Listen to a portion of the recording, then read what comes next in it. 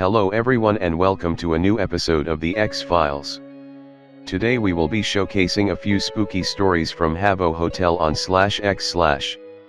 There are a few more videos in the works about more paranormal topics and also occult mysteries, so stay tuned for that in the coming weeks. As for this video's topic, let's get on with the green texts. They are written by someone named Habbo Anon in many X threads throughout the years, and will be read in chronological order. Without further ado, enjoy the green texts. Habbo Anon here will be posting a story soon. To give you some background, the Habbo user Mary died in a car accident a few years ago, and some weird shit happened with her account between 2011 and 2012. This will be a pretty short one, but I can only tell you what I know or remember, so I am sorry for the lack of detail. Feel free to ask any questions you may have. September 2010. Bree Atkins, also known as Mary, dies in a car accident. Her Habbo account is password changed to a randomly generated password by the staff team to prevent anyone from jacking the account to make a cunt of themselves. Fast forward to around February 2011, and I get an email from my work colleague frantically telling me to get my ass in client to have a look at something he found in the trading room of a pretty famous user. Log in, load up client, go to his Chamber of Secrets room, which is where he keeps all of the dodgy items he confiscates from people before feeding them into the in-game recycler in order to get rid of them in his downtime. Saturday, in the middle of his room are 3 trophies with blank inscriptions on them. 1 gold, 1 bronze, and 1 silver, all from the user Mary, and all of which were sent in January 2011. A noticeable amount of time after her death. I was pretty sure it was some sort of distasteful prank, and trust me, Habbo's community did distasteful very well in later years, and I go to check the last logged in IP address on her account. Her frequently logged in IP address is the only one that appears on the account, and nobody had logged into the account since her death, which means the trophies couldn't have been directly sent from her account. Nope. Pull my colleague about it, and ask him where the fuck they came from, explore all the possibilities as to how these trophies could have came into circulation, nothing turns up. Drop investigating it, and he later recycles the trophies in order to delete them. Several other trophies from Mary showed up in-game in her friends' inventories, but we usually managed to grab them before anyone got chance to see them. The incident was officially noted as an unknown bug, and nothing more was done about it. As far as I know, the entire moderation team were aware of these trophies existing, and one regular user, who used to be a moderator, was aware of it as well. Worth noting, neither me nor him had access to Mary, nor did we want access to it. The only people who had any chance at getting access to that account were her parents, upon requesting the login from us, and they never got in touch with us to do so. As a side note, at a later date, probably mid-2012, her Habbo user page changed, and someone spelled out Angel in letters above her username, which can still be seen, even though it is broken here, but I never followed it up. No idea who changed it, or for what reason, but it happened. To add even more spookiness to this story, the page mentioned by Habbo Anon is still available online. It has the word Angel written with balloons and also contains a few trophies. An image of the room is on screen.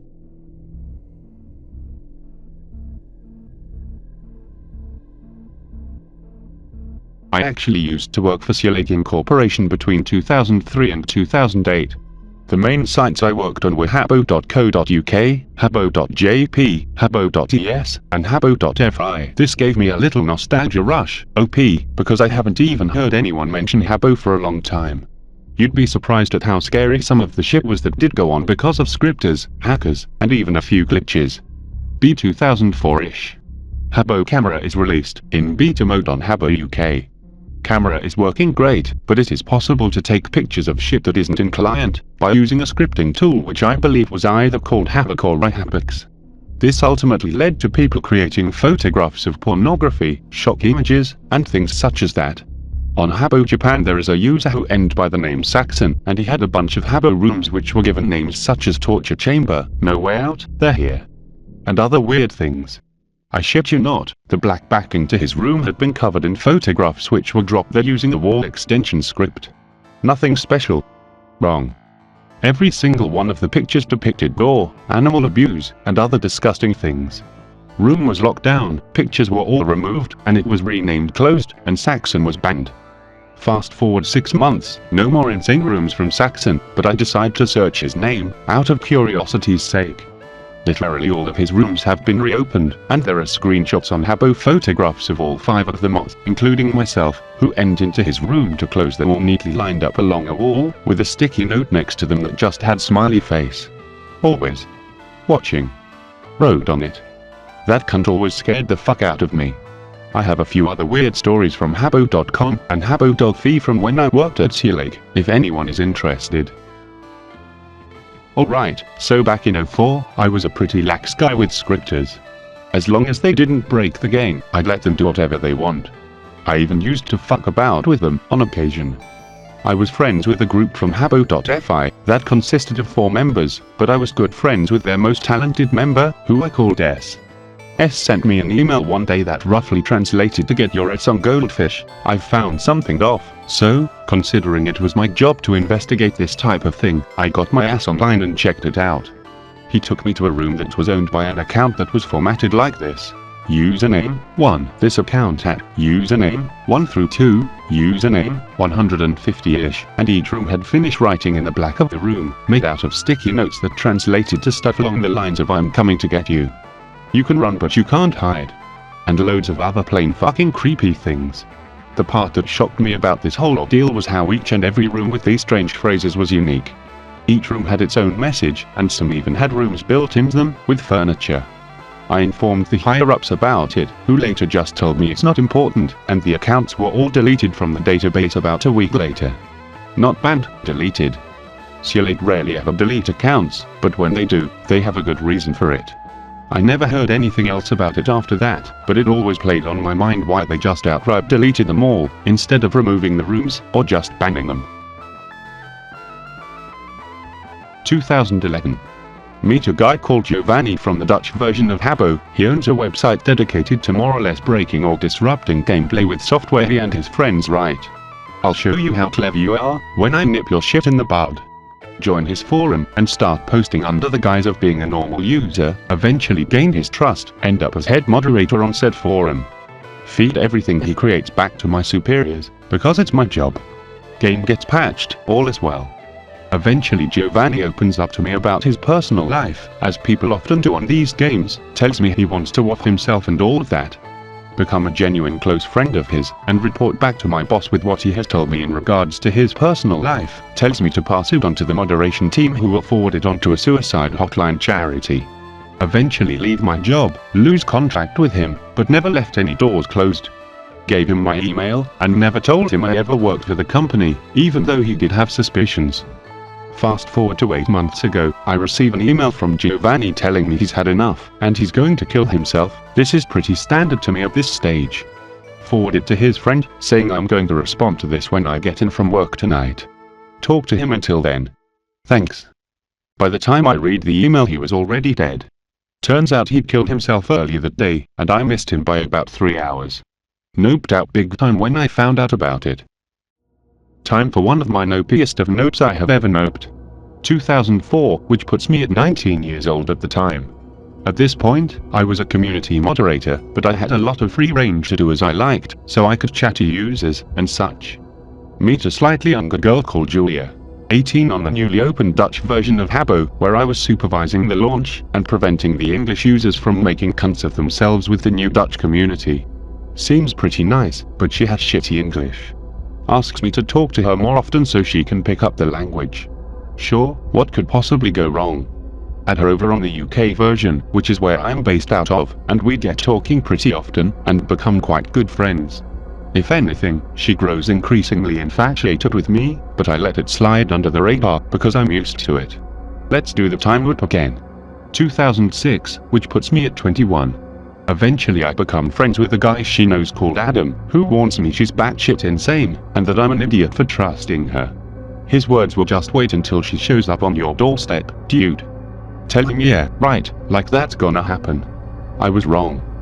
One day, Julia stops coming on MSN, and eventually drops off of Habbo for a week. Out of nowhere, I get a phone call in Dutch, and broken English from a girl. Ik hou van jou, yes, yes I am here to see you, anon. Line goes dead. Fucking no way, go into full denial mode, must be a prank call. Wrong again, Buster. Knock on my door later that day. Guess who it is? Julia. Throws herself over my doorstep and force hugs me. Don't really know how to react to this because I didn't give her my address, and I'm terrified. What the fuck is happening? Invite her in regardless, because I'm not a total dick, and ask her what she is doing here and how she found me. I try to keep as cool as possible, but I'm visibly shitting my pants. She just smiles at me and tries to explain. Turns out, she got my address from a leak that happened on the customer support line 5 months prior, in which my address, works email, phone number, full name, the lot, was included, and with it of about 50 to 70 other people who worked for Guiot or Habbo. She sums it all up with, and now I am here to be with you forever and ever. I got a ferry here to be with you. What? Don't really know how mentally stable this chick is, don't want to get my face peeled off. Ultimately end up spending the day with her, in which she acts like nothing is wrong, and likes clinging on to me, and calling me her boyfriend. Play along with it both out of fear for my life, and partially for her sake, as she is clearly a fucking total nutjob. She goes home after 2 days of this, and 3 months later ends up in the loo on a bin when she starts hearing voices and seeing things. Apparently, there was a chunk of self-harm, and supposedly went for someone with a knife for saying they don't want anything to do with her anymore. Fucking ship the largest bricks known to mankind, and proceed to become terrified every time someone knocks on my door, knowing I quite easily could have been killed in the 2 days I spend with her. End up having to move house. Still makes me paranoid thinking about it to this day, and I occasionally have nightmares over it. Thank God I am no longer at that address. Going to username when I post green text, hope you're all okay with that. Sometime between 2002 to 2005, on habbo.co.uk there is a promotion going on with Nokia and Orange Mobile. Employees from both companies have access to an unlimited company account that allows them to buy Habbo credit at us for a cut rate, and then charge them back to the company. The idea behind it was so Nokia and Orange staff were able to buy furniture items for the promotional events that we were doing in-game with them. An employee from one of the two companies was withdrawing large amounts of credits, as much as 10,000 C at a time, from the company account, which tallies up at quite a lot of money. I believe at the time, the rate we charged them out at was £50 for 500 C to normal users, but Orange and Nokia employees got a cut rate of about £7 for 500 C. One of the Habbo's voluntary moderators offers to investigate this guy and find out exactly what he was up to. She gets back to us about it, and it turns out to be something quite horrifying.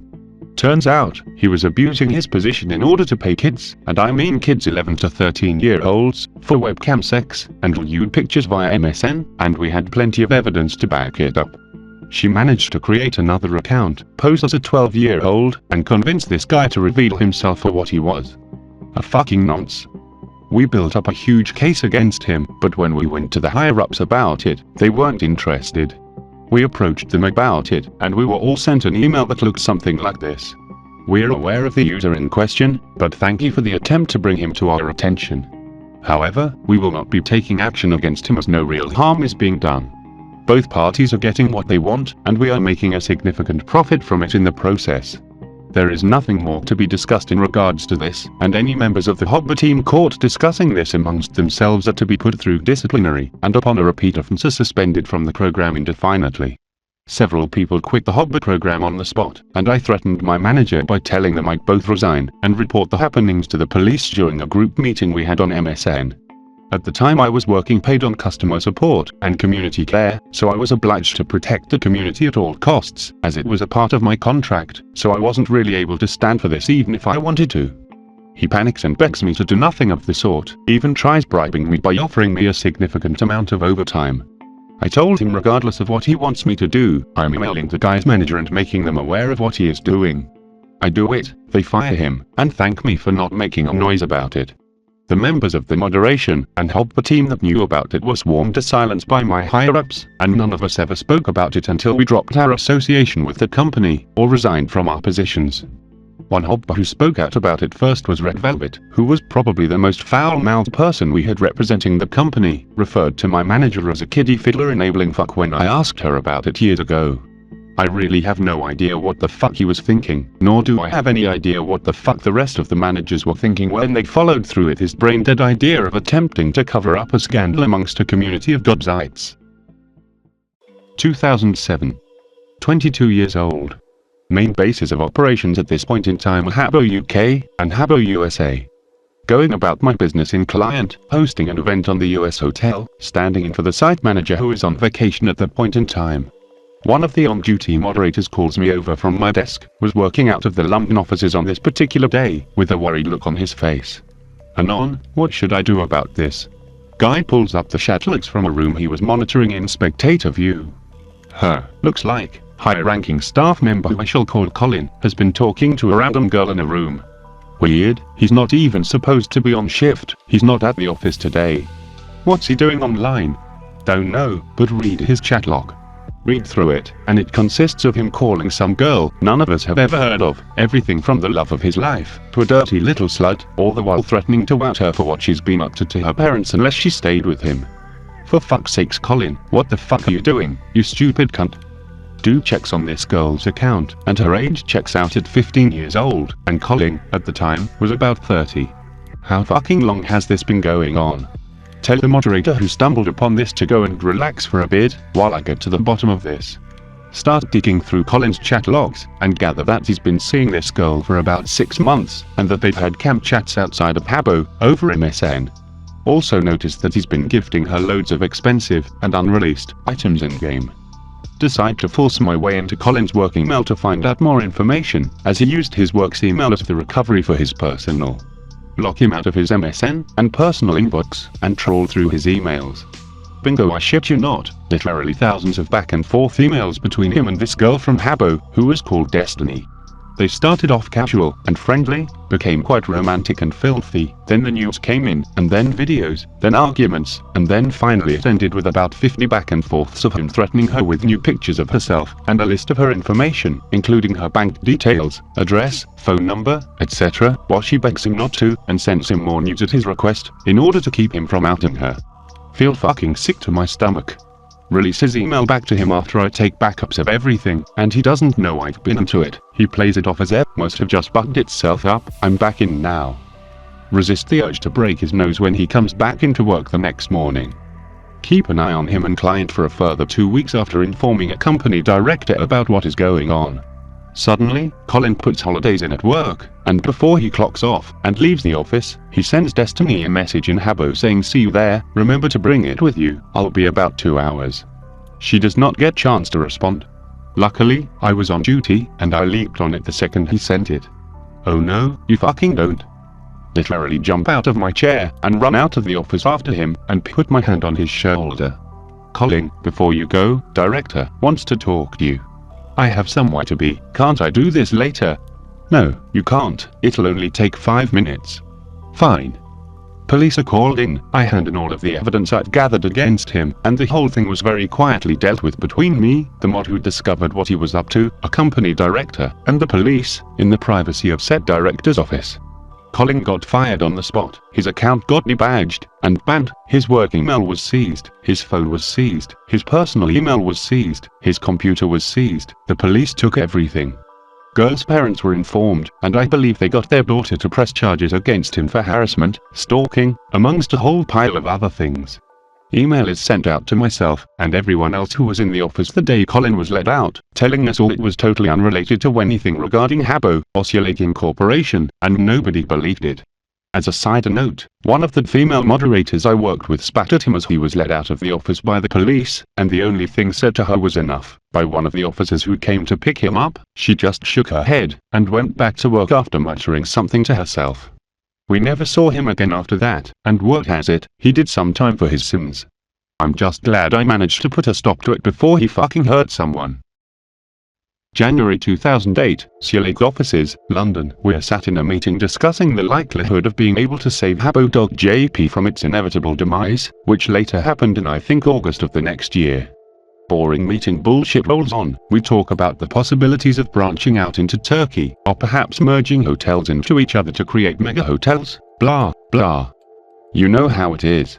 On the way out of the meeting, a member of my moderation team pulls me into the office over to where he was sitting and hushes me, starts collecting his things up, not towards our manager at the front of the room who is on the phone and mouths listen to me. I oblige, and hear my manager say something along the lines of this. "Look Anon, I'm not sure this shutdown is a great idea." I mean, look at what happened to IE. That was an absolute disaster, and the community only consisted of about 10 users, and that was nearly a decade ago. We've moved on since then. IE? What the fuck is that? I was thinking. Frank mouths come on to me, and asks me, you hear that? IE? What you think that is? Quick note.